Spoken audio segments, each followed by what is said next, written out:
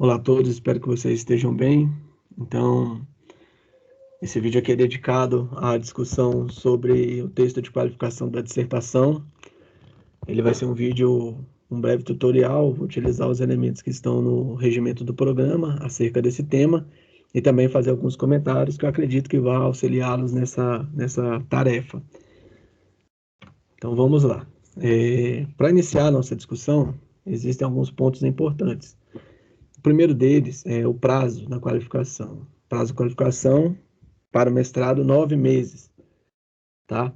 E uma dúvida que sempre surge é sobre esses 9 meses, eu preciso estar qualificado ou é o prazo que eu tenho para enviar o texto para qualificação? Então, esse é o prazo para o envio do texto, tudo bem? Então, não é para que vocês estejam qualificados nesse tempo. Esse tempo é o limite para o envio do texto para ser avaliado pelos professores que foram compor a banca de vocês, tá? A banca de qualificação. Então, prazo 9 meses. Como conta o prazo? É a partir da entrada do discente no curso. Então, exemplo, a turma de 2020, do mestrado de 2020, começa a contar o prazo a partir de dezembro. Então, o término desses 9 meses é 31 de agosto. Tá bem? Como funciona? O texto de qualificação ele deve ser enviado via minha UFMG.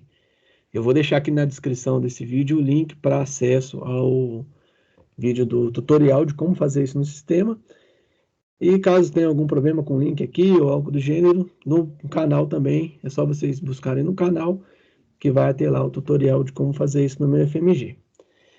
Como funciona a anuência do orientador? A anuência do orientador ou orientadora, ele é feita dentro do próprio sistema, porque é dividido em 3 etapas no meu FMG. O primeiro é o discente, que vai fazer o envio lá no meu FMG do trabalho para ser avaliado. Não pode fazer os procedimentos lá sem deixar de anexar o arquivo. Não é para mandar o arquivo por e-mail. O arquivo é para ser anexado no sistema. Tá bem? Então prestem bastante atenção nisso. O arquivo para avaliação não é para ser enviado no e-mail da secretaria, e sim para ser anexado no sistema MIFMG. Então, o primeiro passo é o discente, fazer essa marcação, e o segundo passo vai ser os orientadores de vocês, que é eles quem vão lançar a banca. Eles vão lançar a banca e dar anuência a esse texto para avaliação.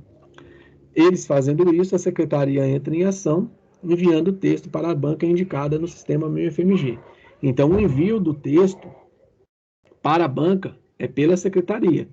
Só que esse procedimento só é feito a partir do momento em que essas 2 etapas que eu acabei de citar estejam cumpridas no sistema MIFMG. Detalhando um pouco, inclusive eu trouxe como está lá no regimento essa questão do que é um texto de qualificação. Então, o regimento diz: o texto de qualificação da dissertação, assinado pelo estudante em concordância com seu orientador, deve demonstrar um avanço em relação ao projeto, com os seguintes elementos: organização estrutural da dissertação, ou pelo menos um capítulo desenvolvido. Então, aqui é um dos cernes desse vídeo que eu decidi fazer, para economizar até um pouco de tempo mesmo na nossa discussão. Vocês têm essas 2 opções para qualificar. Primeiro, uma organização estrutural da dissertação. O que isso tem a ver? Tem a ver com o melhoramento da introdução, com o desenvolvimento de alguns dos pontos propostos. E o segundo, um capítulo desenvolvido, né, que seria um capítulo da dissertação já desenvolvido. Quem pode detalhar isso melhor para vocês, do que deve constar em cada uma das 2 opções? Os respectivos orientadores. Por que eu digo isso? Porque o regimento ele não se limitou em colocar o que deve aparecer nessa organização estrutural da dissertação. Ele vai ter, se vocês forem olhar o texto na íntegra, algumas indicações, mas que elas são moldáveis a partir da decisão do orientador. Então, isso é importante, que vocês tenham isso já acertado com os orientadores de vocês, de qual caminho vocês vão tomar para qualificar. Qualificar, ou digamos que assim, um projeto qualificado, não pode ser o mesmo projeto que vocês entraram, tem que ser um projeto com mais corpo, ou se vocês vão qualificar com um capítulo. Volto a dizer, vou ser repetitivo, um pouco taxativo, mas para que isso não gere dúvidas, quem vai ajudar vocês no que deve constar e como deve constar cada estrutura dessas opções para qualificação são os respectivos orientadores. Infelizmente, essa escolha não cabe, né? Infelizmente, não cabe à secretaria. Então, não sou eu que vou dizer a vocês qual o melhor dos dois caminhos a tomar. Eu posso dizer como está no regimento, eles existem. Então, é um diálogo entre vocês e os respectivos orientadores. Como funciona a banca para a qualificação desse texto, ou organização estrutural do texto? Um docente membro da Universidade Federal de Minas Gerais, então um docente membro da UFMG e um docente externo ao UFMG. Detalhando, vamos lá. O que significa ser um docente da UFMG? É só docente do programa? Não, é docente da UFMG. Não pode ser um docente da FAI, um docente da FAFISH. Esse daí não existe a marcação para que tenha que ser necessariamente do programa. Ele pode ser um docente da UFMG. E externo ao UFMG, como o nome já diz, tem que ser externo ao UFMG. Tem que ser de outra instituição de ensino superior da UFMG ou um pesquisador independente que não possua vínculos com a UFMG. Então, são esses dois docentes que vão compor a banca de vocês.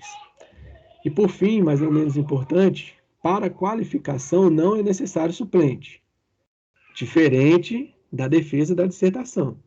A defesa da dissertação ela deve ter os suplentes para cada membro, tanto o docente membro da FMG quanto o externo. Mas isso é na defesa da dissertação. Para a qualificação, não é necessário.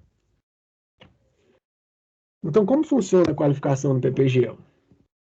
Eu vou ler um item e comentá-lo, que eu acho que fica mais fácil do que ler todos e voltar comentando. Vou utilizar essa metodologia. Se ficar ruim, infelizmente, eu não vou voltar para gravar outro vídeo.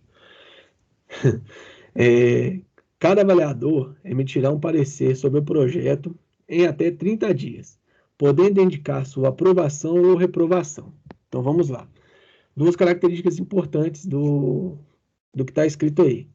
Primeira delas é que, a partir do recebimento, da acusação de recebimento do projeto estruturado ou do capítulo desenvolvido, o parecerista tem 30 dias para enviar aquela avaliação para o programa. Então, se vocês mandarem no dia 29 de agosto, no dia 30 de agosto, o avaliador responde o e-mail da secretaria, aceita o convite para fazer o parecer do texto de dissertação do docente tal.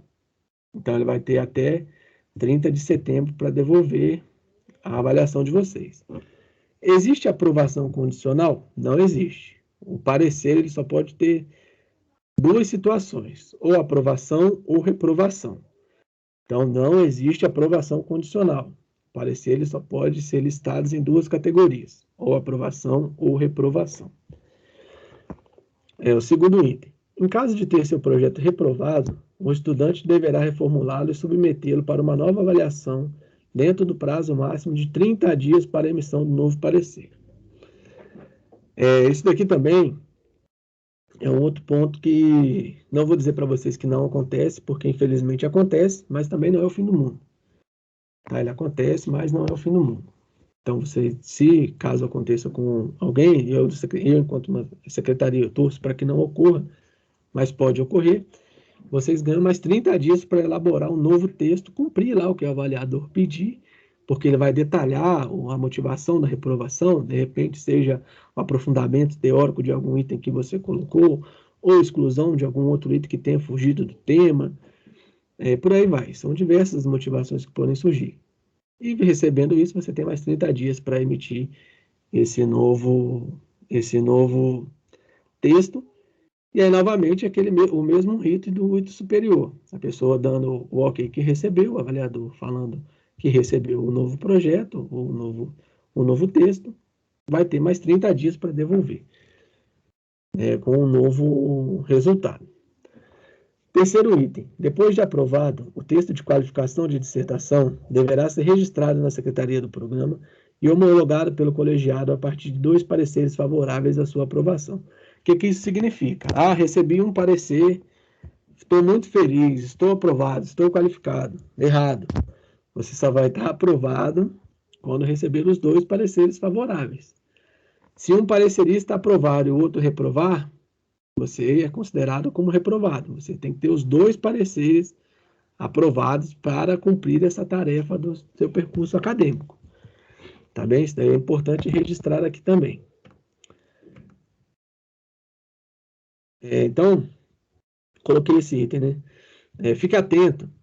Caso o texto de qualificação de dissertação não seja apresentado ao colegiado no prazo de 9 meses, contados a partir da data do ingresso no curso, o discente será excluído do curso. Pessoal, é importante, por isso que eu marquei esse item como fique atento, porque muitas pessoas não dão atenção necessária a esse item. Então, assim, ó, está no regimento, é de sistema, a secretaria não tem como fazer nada se vocês perderem esse prazo sem a devida discussão. Ah, perdeu o prazo, o orientador não estava sabendo, não pedi prorrogação no colegiado, infelizmente é desligado automaticamente no sistema. Tá bem? Então, isso é importante vocês terem atenção na questão dos prazos, do cumprimento dos prazos. Então, por favor, até 31 de agosto vocês têm que cumprir todos esses procedimentos, alguns que eu já venho citando aqui e outros no sistema, para dar continuidade na qualificação de vocês. E aí a pergunta de 1 milhão, né? E o COEP, como fica? Então, o COEP, eu coloquei essa etapa porque pode ser dúvida de muitos de vocês. Sim, não tenho um amplo conhecimento sobre o COEP, mas o que eu adquiri de experiência eu vou compartilhar. Então, não é automático. Após o recebimento do parecer, deve ser informado para a secretaria que vocês vão passar pelo COEP. Eu não tenho como saber quais são as pesquisas que necessariamente vão passar pelo COEP. Isso não tenho competência para fazer isso. Isso tem que vir de vocês. Então, por exemplo, você recebeu o primeiro parecer. Aí vocês vão me avisar, falar, olha, Danilo, o meu projeto, ele é um projeto que mexe com pessoas e eu vou ter que passar pelo COEP. Porque esse parecer, ele vai ser necessário ser assinado, além da pessoa que está avaliando pela coordenação do curso e o departamento de origem do orientador ou orientadora. E aí, o que isso significa? O departamento de origem do orientador. Então, vou pegar, por exemplo, a professora Ana Paula. Ela é professora que está lá no PPGA, inclusive hoje é a nossa subcoordenadora, mas ela é lotada lá no IGC. Então, o departamento que dá anuência para a pesquisa é o departamento do IGC, não é nenhum departamento da educação física. E aí o conselho